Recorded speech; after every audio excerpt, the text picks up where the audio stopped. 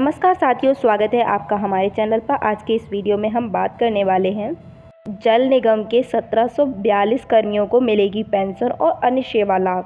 Allahabad high court की Lucknow bench में उत्तर प्रदेश के जल निगम के 1742 कर्मियों के लिए बड़ी राहत का फैसला दिया गया है। कोर्ट ने एकल पीठ के पुराने ऑर्डर को रिवाइज करते हुए कर्मियों को पेंशन और सभी सेवा संबंधी लाभों का हकदार माना है। ये ऑर्डर जस्टिस AR मसूदी और जस्टिस सुभाष विद्यार्थी की बेंच में ओम प्रकाश और अन्य द्वारा दाखिल की गई 2 अलग अलग स्पेशल अपील पर सुनवाई के बाद आया है।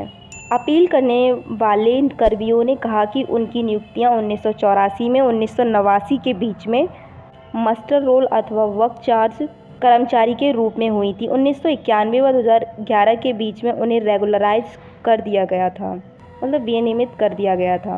और फिर 18 अगस्त 2020 और 20 अगस्त 2020 के ऑर्डर के जरिए उनके सभी सेवा संबंधी लाभ छीन लिए गए थे।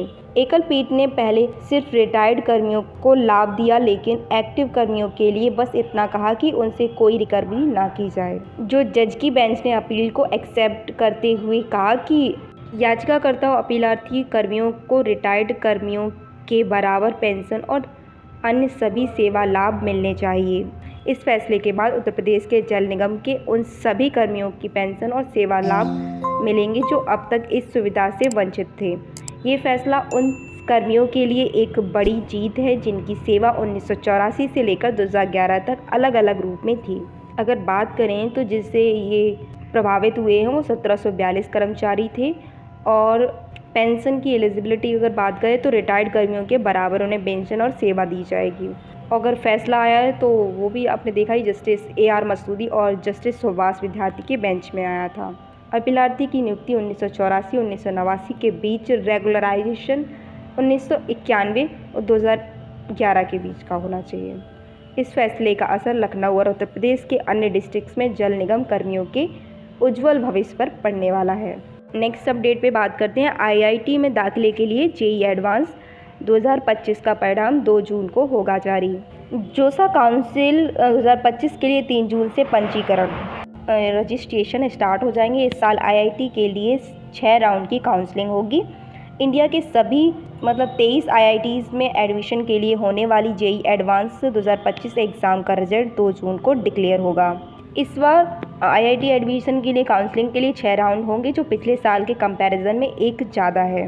पहली बार दिव्यांग स्टूडेंट के वेरिफिकेशन में UDID यूनिक डिसेबिलिटी ID के थ्रू होगा, जिससे उन्हें फिजिकल डॉक्यूमेंट वेरिफिकेशन के लिए सेंटर पर जाने की ज़रूरत नहीं होगी।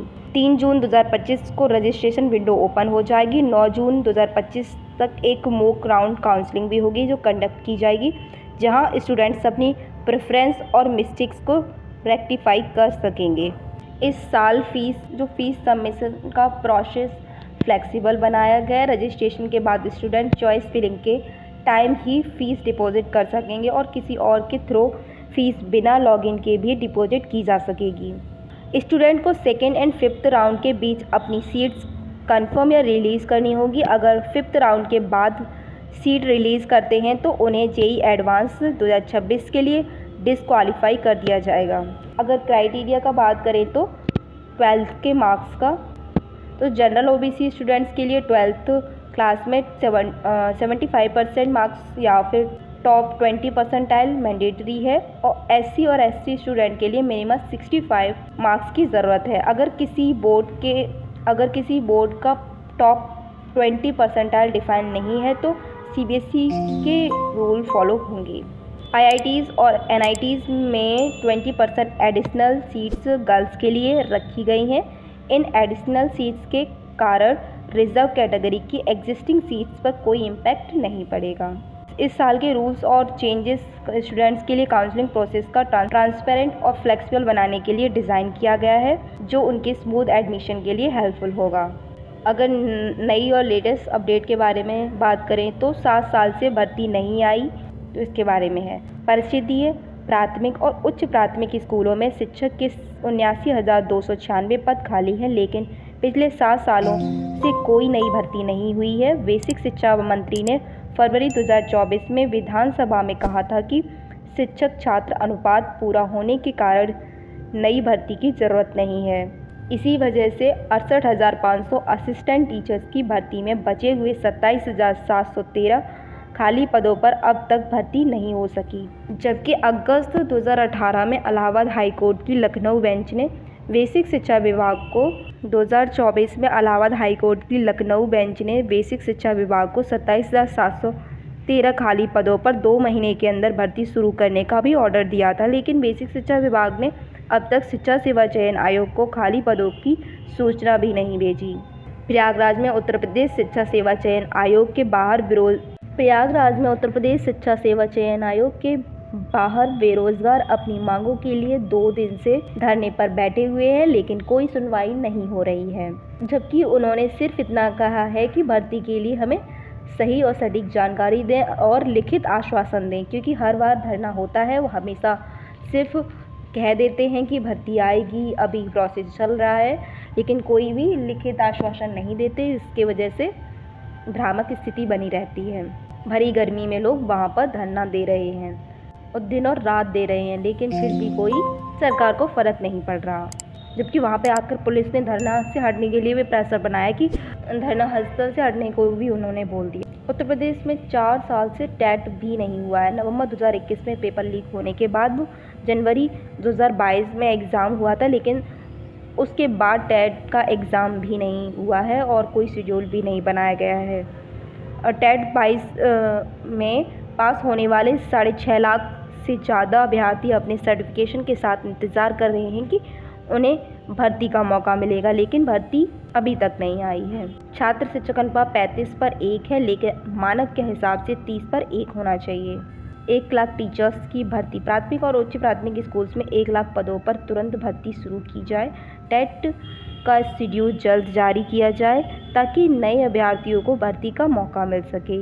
युवाओं का सवाल है कि भर्ती ही नहीं करनी है तो डीएलएड जैसे परीक्षा कार्यक्रम क्यों चलाए जा रहे हैं। युवा बेरोजगार को उम्मीद है कि उनके प्रश्नों का तुरंत हल निकाला जाए।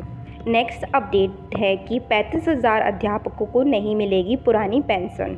विशिष्ट बीटीसी बैच 2004 के माध्यम से नियुक्त 35,000 से अधिक परिषदीय शिक्षकों को पुरानी पेंशन का लाभ नहीं मिलेगा। बेसिक शिक्षा परिषद के सचिव सुरेंद्र कुमार तिवारी ने एक पत्र में साफ किया है कि शिक्षकों को पुरानी पेंशन का लाभ अनुमान्य नहीं है। विशिष्ट बीटीसी 2004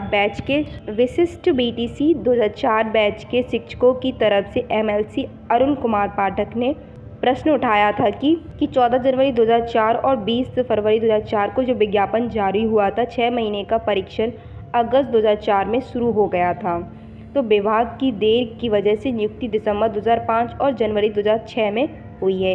31 अक्टूबर 2005 के पत्र में भी यह स्पष्ट था कि एससीईआरटी ने 2004 में विज्ञापन जारी किया गया था, इसीलिए नए विज्ञापन की ज़रूरत नहीं थी। उत्तर प्रदेश बेसिक शिक्षा नियमावली 2008 के नियम के अनुसार सेवा अवधि का तात्पर्य अध्यापक के रूप में नियमित रूप से कार्य करने की अवधि से है।